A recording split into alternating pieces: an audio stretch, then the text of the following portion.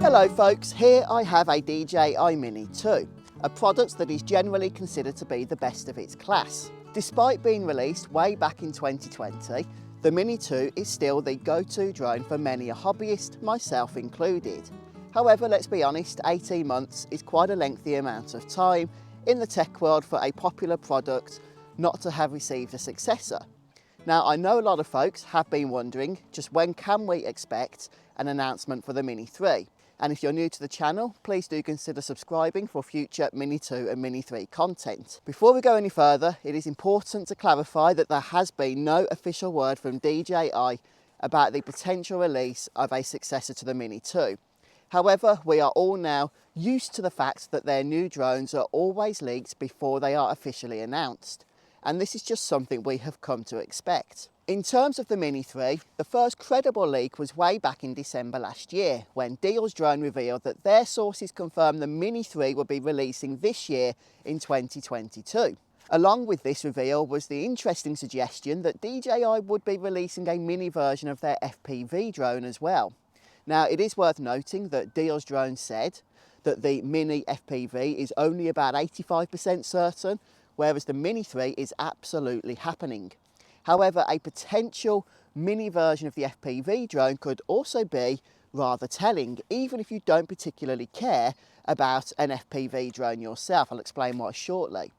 There were also some tentative release dates given, although Deal's Drone stated that these were more unreliable. Well, now fast forward to just a few days ago, to the end of last month in fact, and a second leaker, V, who's also become known as one who is somewhat reliable, has asserted that the Mini 3 has now started development. And what could this mean in terms of a potential release window for the product? Well, that remains uncertain, although V did also share a warped image of the potential Mini 3 packaging, which you can check out. Although it is noted that this image, lacks confirmation, it is indeed, if it is indeed real, I should say, then it would seem that DJI will be releasing at least 2 editions of the Mini 3, with a Pro version being boxed with an included smart controller. But what about the drone itself, and what features could potentially be available? Well, it would be most reasonable that the sensor and camera would be upgraded from the Mini 2.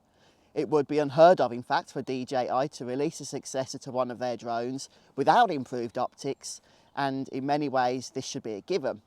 There are also rumours within the DJI community that the Mini 3 will also have improved battery life. However, one thing I think would also be hugely desirable, and DJI know this of course, is additional obstacle avoidance. The lack of obstacle avoidance in the Mini 2 did become one substantial point of criticism directed towards this drone. But if DJI can do something more with this on the DJI Mini 3, then I suspect that would be a very popular change. Of course, we do have to remember that the #1 marketing point of the Mini series is that the drones in this range do come under that 250 gram mark, and that reduces the number of regulations where flying in many countries exist. As such, we do have to have some reasonable expectations with just how much additional technology DJI can squeeze into such a device.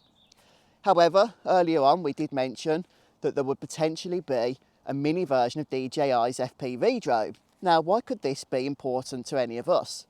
Simply because an FPV drone would almost certainly have to have serious obstacle avoidance sensors.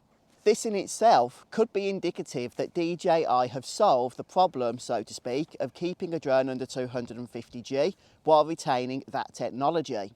Of course, the Mini 3 and FPV drones would be very different. The Mini FPV would likely have a more primitive sensor and probably would have a lighter battery, and the Mini 3 would almost certainly not have full obstacle avoidance. But I would be surprised if it is not a notable improvement over what we had with the Mini 2. But I'm interested to learn from the perspective of you folks.